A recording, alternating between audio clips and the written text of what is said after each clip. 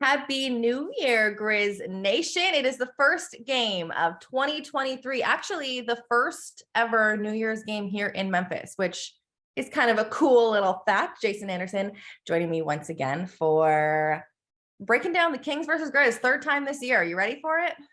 No. All right, so the road team has won both of games that we have played. The Kings won here in Memphis. The Grizzlies won in Sacramento. I don't even know. Both these teams are coming off 2 wins, right? So the last time the Kings played was December 30th. The Grizzlies have the second half of back-to-back tonight. Let's talk about, could you want to start positive or negative? It's up to you. Wherever you want to go. Let's go. Positive. Okay. So the Kings are the second highest scoring team in the league. They're third in field goal percentage, shooting almost 50%, like I think 49% from the field. They play with a really quick pace. Offensively, how do they get it done today? Because both times that they've played the Grizzlies, they've scored, I guess, over 100 points. And the guys have put up good numbers. Like the guys that you would think put up good numbers have put up good numbers. So what do they need to do to get another W? Yeah, well, I think Fox has averaged about 30 in those first 2 games. Mm-hmm. But those were not 2 of the higher scoring games for the Kings. I think they had 113 in one of them, and then maybe 110. 110 in the other. So those are not like they're capable of putting up much bigger numbers than that. How they do it, it's a combination of running the ball through Fox and Sabonis. Yeah. Fox has had some success over the years in the scoring column against the Grizzlies, but as we talked about last time, not a lot in the win column. I think that the win for the Kings broke a streak of like 8 or 9 straight. Yeah, I think so. In the series. So, those are their go-to guys. Those guys are going to carry a lot of the load. They will need guys like Kevin Huerter to hit shots as he did the other night in a big win over Utah. Malik Monk is questionable today. He's got a little bit of a wrist situation, just soreness, I believe. So we'll see if he can go. But really, this always comes back to Fox and Sabonis. Domas is playing with an avulsion fracture of the UCL in his right thumb. Okay. Missed 1 game with that. So it's like you pull a ligament off of a bone, and then it breaks off a chip of the bone. Yeah, not fun. It's a pain tolerance issue. They have not, I can tell you from my conversations with Domas, they've not completely ruled out the possibility of surgery.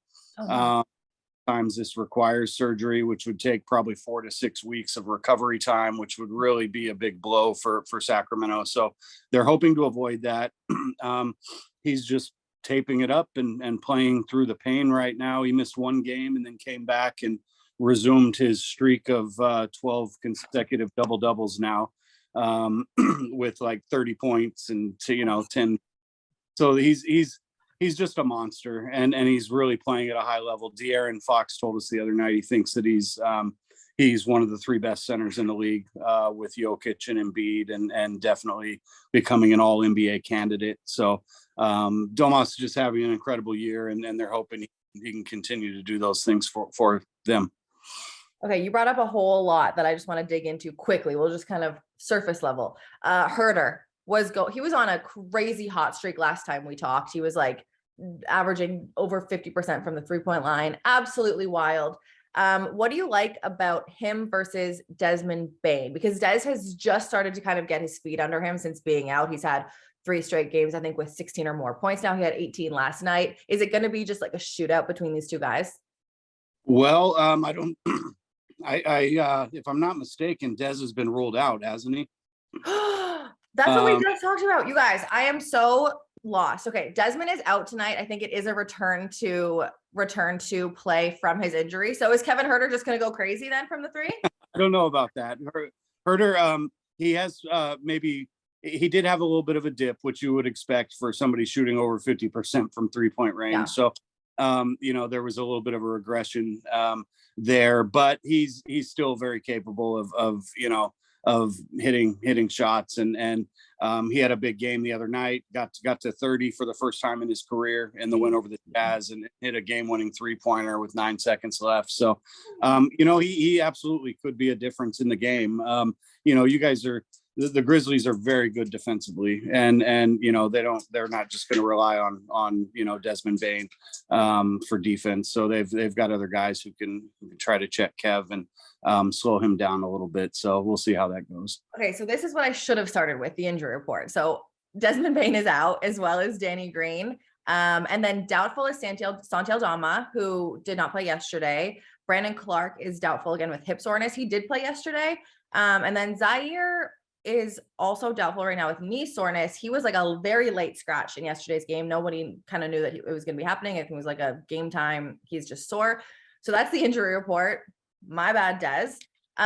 You also brought up Malik Monk, and Malik Monk has had a good couple games against the Grizzlies as well.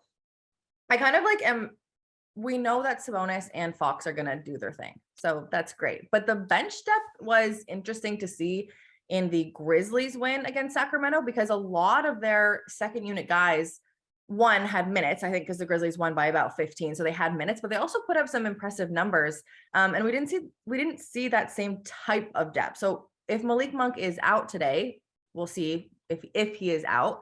Does it make a difference in the way that they're able to rely on their depth on their bench? To some extent, yes. Although I will say they also have Terrence Davis, who is, I'm sure, chomping at the bit to get out there and get some minutes, because he's been out of the rotation a little bit just the last few games. But I mean, he's had some huge games himself. I mean, he scored 33, I want to say, in that like a blowout win over the Nets on TNT a while back. And so TD is definitely capable of filling Malik's role off the bench. I mean, Malik has been, he's averaging like a career high 14.8. So good. Yeah, he's been really good for them. But yeah, I think they would, they can turn to Terrence Davis if Malik's not able to go and maybe replicate some of what Malik does. My very last question for you, I said negative or positive. I'm going to go to the negative. Positive for the Grizzlies, I guess, is the defense. And we did talk about this last time that we spoke as well, that the Kings offense has been stellar. Their defense is still on the rise. They're 22nd right now in defensive rating. The Grizzlies are 4th. What do you expect the Grizzlies to take advantage of today on the defensive end? Well, they'll try to pound it inside. I think they'll try to get in the paint. The Kings give up a lot of points in the paint at times. And so that's one area teams have exploited against them. So they do a pretty good job of like defensive rebounding and trying to prevent second chance points. But that's another key for them. Those are two things that the Grizzlies do really well, or they prioritize. They had 74 points in the paint just last night, and that wasn't like a crazy number for them, which is kind of crazy to think about in itself. Right. And the Kings have given up some pretty big numbers there. So that'll be a big key. I don't know. I think it's going to be a tough game for them. I mean, Memphis is coming off the back-to-back, which is certainly a consideration. But what are they, 14-3 at home this season? I think I did an a survey for NBA.com, and it asked about the best home court advantage in the league. And I'm not sure it's not Memphis. I mean, it might be. You guys are the beam team, though. They are. The Kings are the beam team.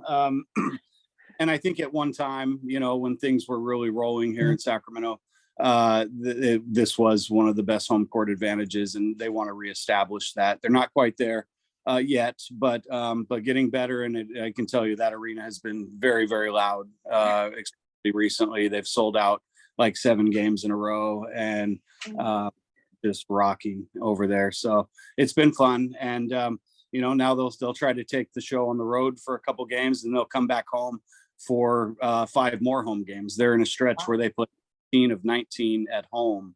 And so it's really kind of a pivotal time of the year for them, I think, to try to get as far over 500 as they can.